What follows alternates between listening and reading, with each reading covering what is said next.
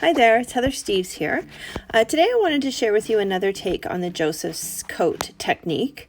This time I'm just doing like a solid striped background. So I've taken the same three colors, the Mowed Lawn, the Peacock Feathers, and the Chipped Sapphire in the Distress Oxide inks, and I'm just creating my background here. So I am new to this whole distress oxide and blending, but after watching some videos, I learned a few techniques that do help.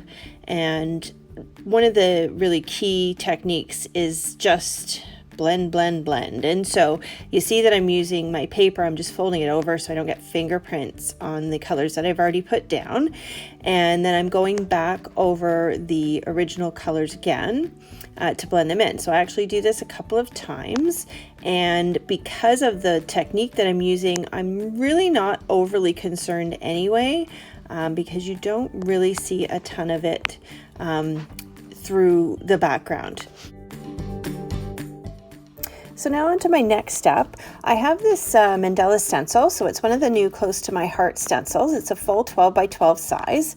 So I've taken my card base and I've just used some washi tape to tape it onto the stencil from the back, and then I'm adding Versamark ink. So I'm just stamping it right over top. I've got my whole background covered here, and now I'm just going to take my clear embossing powder, and I'm just adding that on. Just making sure that I have decent coverage there. And then I'm going to go ahead and heat emboss that and get everything all set.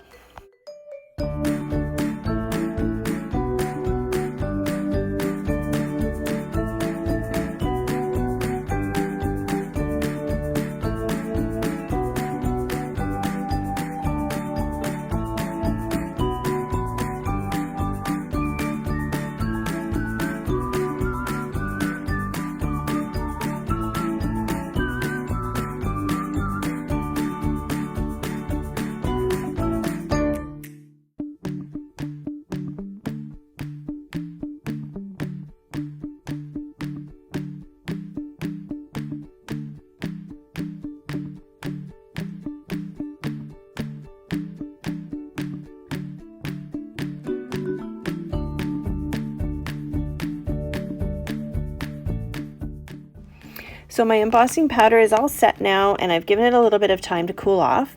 I'm taking my black pigment ink pad and I'm just running it over top of the entire background piece.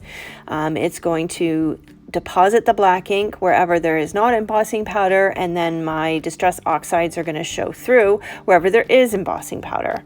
So I'm just grabbing a paper towel now, and I'm going to rub all of that excess ink off. And then what it does is it gives me a really nice image with the nice black border and the colored ink behind it.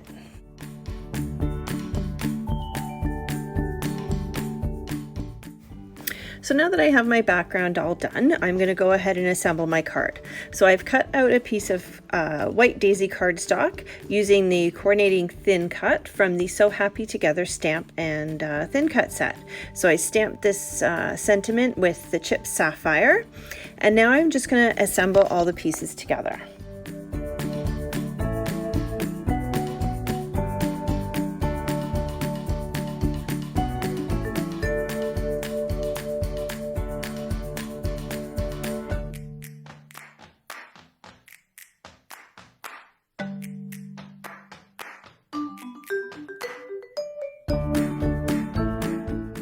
So after looking through my stash, I ended up settling on the silver embellishing thread, and so I'm going to add a little bit of that under the sentiment there.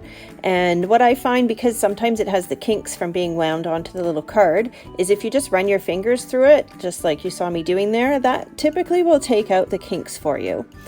So I'm also trying a new trick that I learned from another consultant, and you can see that I'm going to be a little bit fiddly with it, but if you take a little piece of washi tape, use that to actually hold your embellishing thread, because it is really finicky getting this embellishing thread to kind of stay where you want it. So you see I kind of did trial and error, but I found that it really did make it so much easier to get it attached to your project. And as you can see there, I can now fiddle around with it and pull some of the loops bigger and smaller and just spread them out a bit.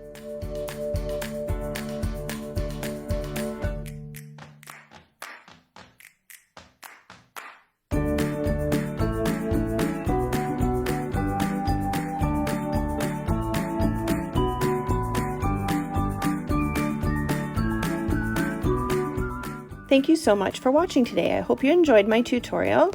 Please subscribe to my channel, like my post, and share the love. Thanks.